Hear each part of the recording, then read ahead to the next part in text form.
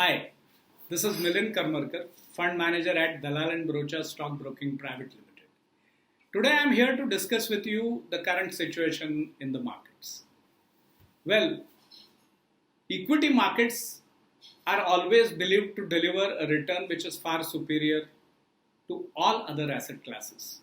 But people who have invested in the equity markets for last 5 years are completely disappointed because they have virtually zero returns.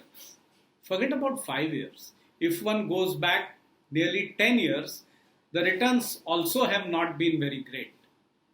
So is it true, some people are saying, that equities as an asset class is over? Well, we don't think so. But for that, we need to go back in history. In the last 30 years, the Indian GDP has grown nearly 60 times. And the Indian stock market has grown 130 times.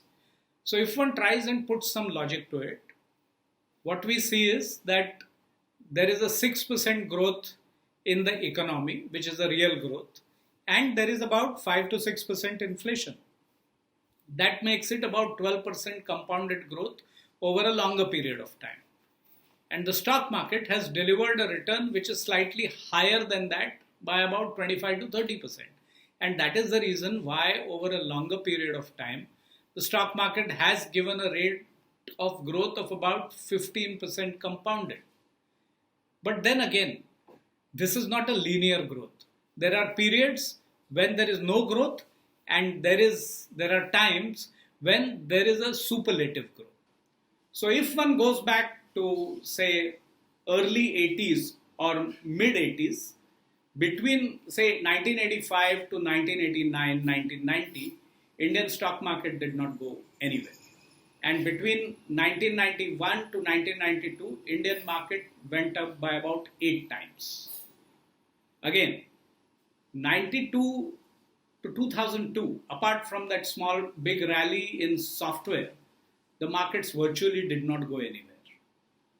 The returns were as good as 2 to 3% or even lower than that. I don't remember exactly. The economy was doing pretty bad.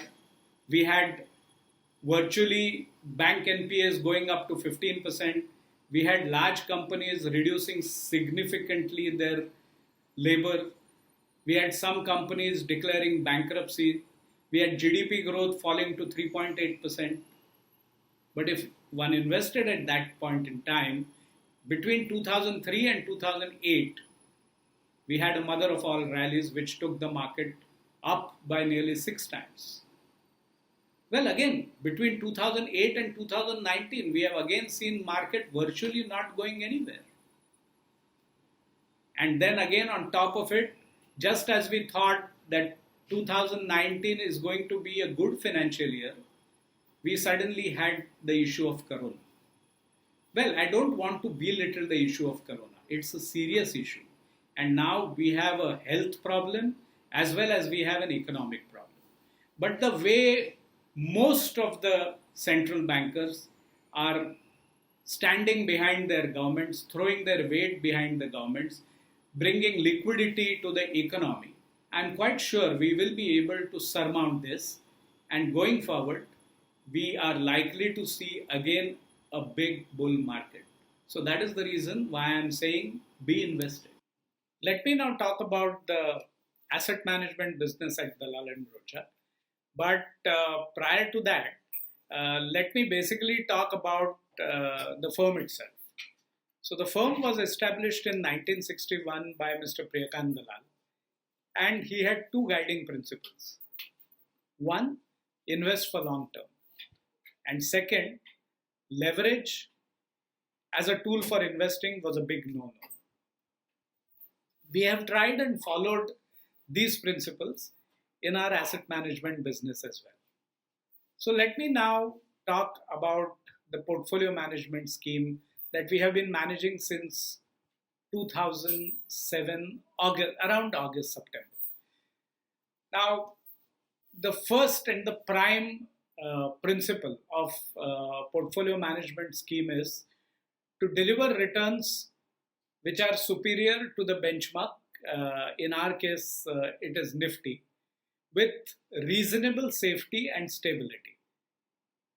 And for the last 12 years, we have been able to deliver, especially in the longer term, we have been able to beat the index comfortably. So this was the first principle on which we decided to start our portfolio management scheme. Now, once we had decided on that, the second thing was, how do we select the companies? So we decided that we look only at those companies which have a long-term growth prospect. The second was that these companies need to be managed by a management which had got an excellent corporate governance record.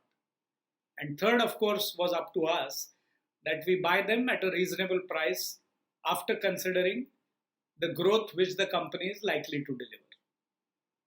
Once these three principles were established, then we had to be on the lookout for all these companies or sectors where these companies could be found.